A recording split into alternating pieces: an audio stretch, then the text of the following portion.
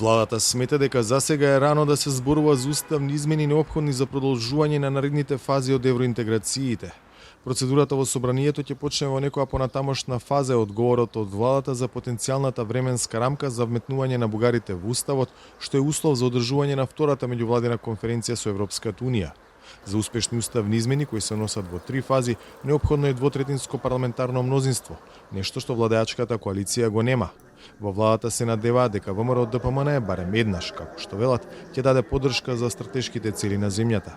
Ние како влада во секој случај ќе понудиме платформа за поддршка на европските интеграции.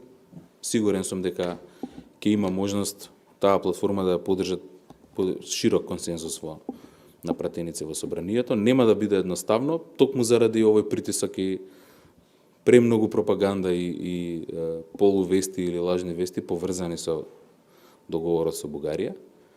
Меѓутоа, ВМРО ДПМН и господинот Мицковски треба еднаш да дадат поддршка на нашите стратешки цели. Го пропуштија тоа за НАТО и навистина е тоа жално за сите нас, но не би требало да го пропуштат за Европската унија. Ставот на опозицијата е дека треба веднаш да се свика собранието со уставни измени на дневен ред.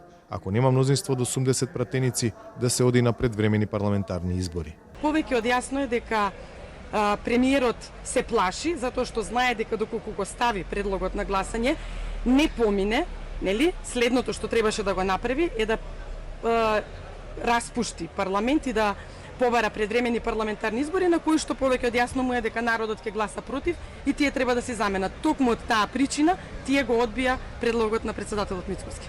По објавувањето на усогласените препораки меѓу Скопје и Софија во делот на чествување историски личности и корекции на историски учебници, ВМРО ДПМН продолжува да тврди дека се направени отстапки на штета на македонска страна.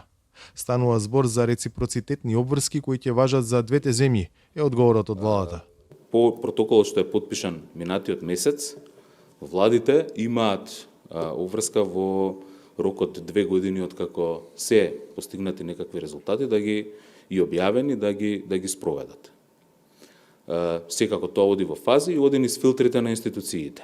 Она што е задача на комисијата е да утврди точки и наратив, текстови за заедничко чествување и за евентуална корекција во учебниците. При тоа да не заборавиме, тој текст кој што е договорен имаат подеднаква обврска и Бугарија и Северна Македонија да ги имплементираат во својот систем и тоа функционира на принцип на реципроцитет, односно важечка е само доколку заедно ги имплементираме во двата системи.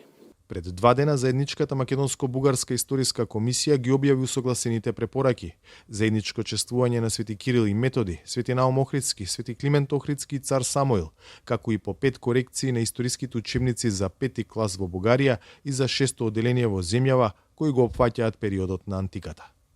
За Гласот на Америка, од Скопје, Владимир Мирчевски.